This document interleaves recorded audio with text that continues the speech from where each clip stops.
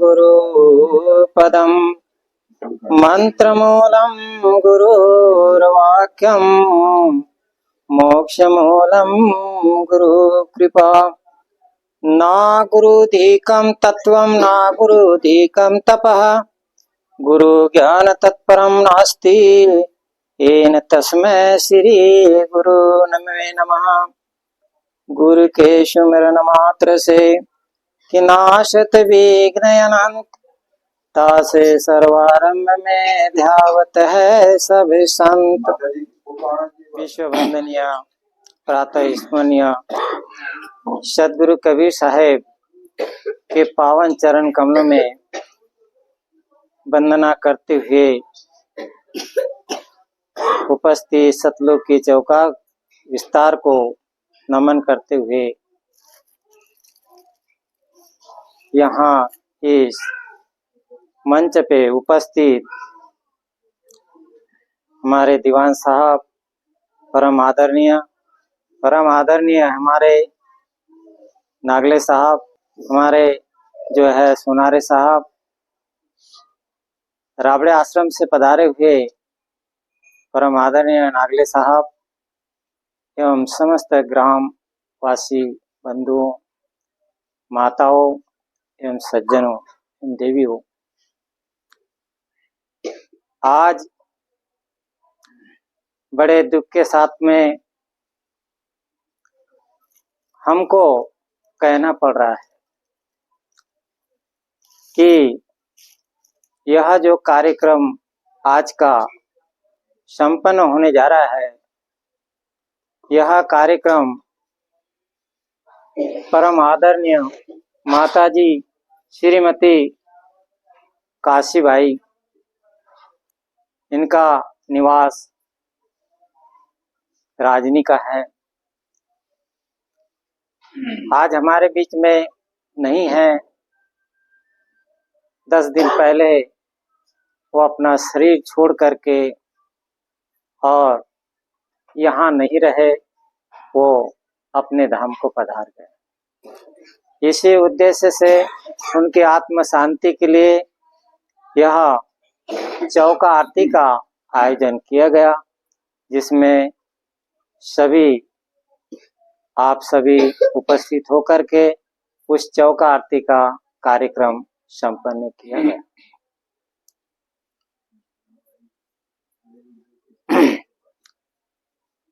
माताजी श्रीमती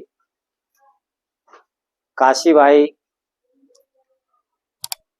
के विषय में अगर कहा जाए तो बड़ी सराहनीय बातें हैं, स्मरणीय बातें हैं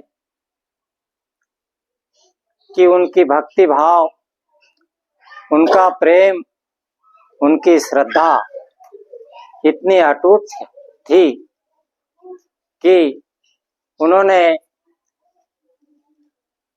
गांव-गांव में ऐसे प्रेमी जनों को जोड़ा, ऐसे विचार से उन्होंने कि धर्म सिद्धांत से जोड़ने का काम किया। कोई लोग धर्म के सिद्धांत से तोड़ने का काम करते हैं। अरे उसमें क्या रखा है, धर्म में, उस पंथ में क्या रखा है? पर लेकिन परम आदरणीय माताजी काशीबाई ने, देखिए, जय गुरुदेव से उन्होंने इतने लोगों को जोड़ा कि यहाँ भी बहुत लोगों को जोड़ा और अन्य गांवों में जोड़ा। क्या बोलते, माजरवानी में पिताजी उनके कबीरपंथी तो नहीं थे, पर एक दिन माताजी ने हमें फोन किया और फोन करके बोला कि साहब जी, पिताजी तो हमारे यहाँ कबीरपंथी नहीं है, कोई धर्म का आधार नहीं है, पर लेकिन मेरी इच्छा हो रही है कि मैं उनका चौका करूं, ऐसी मेरी श्रद्धा हो रही है, तो क्या हो सकता है क्या? मैंने कहा माताजी, अगर आपकी श्रद्धा है और आपका प्रेम है तो क्या नहीं हो सकता, जरूर आप उनका चौका करिए। माजरवानी में चौका आरती का कार्यक्रम रखा गया, उनका चौका किया। उस चौके में देखिए, वह व्यक्ति जो लोकवास हुए थे, उनके पिताजी, वो तो कबीरपंथी नहीं थे। हो सकता है अन्य कोई धर्म से संबंध रहा होगा, ये बात तो नहीं मुझे मालूम, पर कबीरपंथी नहीं थे। पर लेकिन बात ये ऐसी हुई कि उनका चौका जब किया तो उन्होंने उस चौके में, वो कबीरपंथी नहीं थे, पर लेकिन उन्होंने 40 से 45 50 लोगों को वहां कबीरपंथी बना करके छोड़ा, धर्म पे ला के छोड़ा। ये सबसे बड़ी श्रद्धा की बात है। ये सबसे बड़ी श्रद्धा की बात है माता राम की थी। उन्होंने जाकर के उन्होंने सचेत किया। बड़गांव में भी उनकी ही करामत थी, जो कि उन्होंने कार्यक्रम रखा। राजनी में भी है, यहाँ राजनी में भी कबीरपंथी। जय गुरुदेव जी, जो संत इस पृथ्वी पे आते हैं तो धर्म का प्रचार प्रसार के लिए आते हैं। जय गुरुदेव भी कबीर साहब का ही प्रचार प्रसार करते हैं, सत्य धर्म का प्रचार प्रसार करते हैं। जितने भी धर्म सिद्धांत के आधार पर चलने वाले संत महापुरुष है, वो सभी महापुरुष हमारे लिए पूजनीय है और आदरणीय है। किसी से हमको घृणा नहीं करना चाहिए। सदगुरु कबीर साहब की वाणी में लिखा है कि जहां संत तहां प्रगटे भयूं और जहां असंत तहां गुप्त छिपे। अरे जहां पर साधु महात्मा है,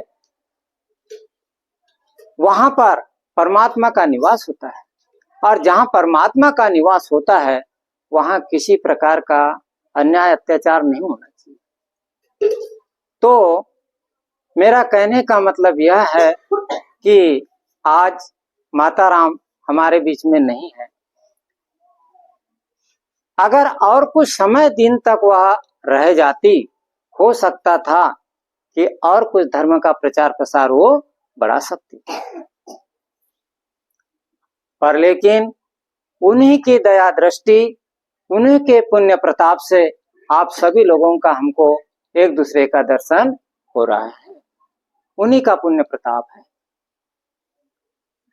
तो देखिए, आप सभी यहाँ पे माताएं भक्तिमय, सभी सज्जन हंसगण सभी उपस्थित है, और मेरा यह कहना है, अभी आपको हमारे परम आदरणीय सोनारी जी साहब ने जो घटना सुनाई, उस घटना में हम शामिल थे। जब हम वहां पहुंचे, उस समय वो घर के लोग बड़े दुखी थे। उनका दुख यह था कि ये तड़प रहे हैं, इनकी तड़प कैसे शांत होगी, और ये तड़प शांत होने के लिए क्या किया जाए। हम गए, आरती सजाने लगाई, आरती सजाई, आरती सजा करके गुरु दुखित, जो अपने संध्या पाठ के अंदर में स्तुति है, वह गुरु दुखित की स्तुति कही। उसके बाद में 2 आरती कही। उसके बाद में जो है नाम सुनाया हमने उसको। वो कुछ बीजक मत से संबंधित थे, तो बीजक मत के भी नाम सुनाए उनको, और कबीर साहब के भी नाम सुनाए। जो 5 नाम जो कबीरपंथी आप लोग बनते हैं, वह 5 नाम भी उनको सुनाया गया। और जो बीजक मत का जो सिद्धांत है, वह भी उनको सुनाया गया।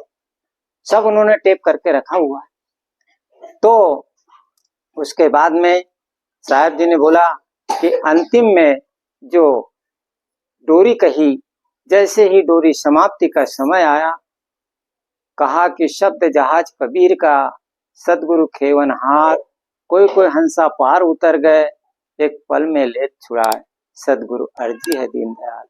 यह पद का शब्द लास्ट में आया, उसी समय उन्होंने जो है तो अपने शरीर से प्राण को छोड़ दिया, उसी समय। तो कहने का तात्पर्य यह है कि हमारे संसार में इस जीव के सगे कोई नहीं है। संसार में जीव के सगे 3 हैं, और वो 3 सगे कौन कौन है? एक है संत सगा, दूसरा है गुरु सगा, तीसरा है नाम सगा। साहेब कहते हैं कि संत सगा, गुरु सगा, अंत सगा निज नाम, कहे कबीर यह जीव को तो 3 ठौर विश्राम। 3 जगह यह विश्राम पाता है, इसको शांति 3 जगह मिलती है। अभी आप लोगों ने श्रद्धा भाव से नारियल को भेंट किया। देखिए, पूजा में श्रेष्ठ फल नारियल रखा जाता है। जिस भी हमारे हिंदू धर्म के अंदर में, सनातन धर्म के अंदर में नारियल की सबसे बड़ी श्रेष्ठता मानी है। कोई भी देवी देवता को नारियल चढ़ाया जाता है। तो कबीर साहब के सिद्धांत के अनुसार जो हम नारियल को भेंट करते हैं, वह नारियल एक सत्पुरुष का अंश माना गया है। तो वह नारियल को हम उस प्रकार से भेंट करते हैं कि पान, सुपारी और नारियल, ये तीनों चीज हम उसमें भेंट करते हैं। तो भेंट करने का मतलब यह है कि हे सद्गुरु, यह पान, यह सुपारी और यह नारियल,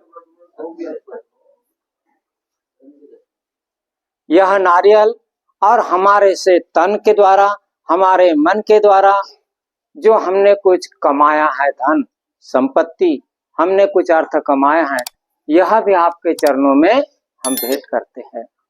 और यह भेंट करके हमारी यह अर्जी है कि हे सद्गुरु, हमारा मन विषय वासना में लगा हुआ है, हमारा मन संसार में भटक रहा है, हमारा मन काल जंजाल में फंसा हुआ है, अनेक बंधन में बांध दिया एक बेचारा जीव, अपने बल छूटे नहीं तो तुम ही छुड़ाओ पीऊ।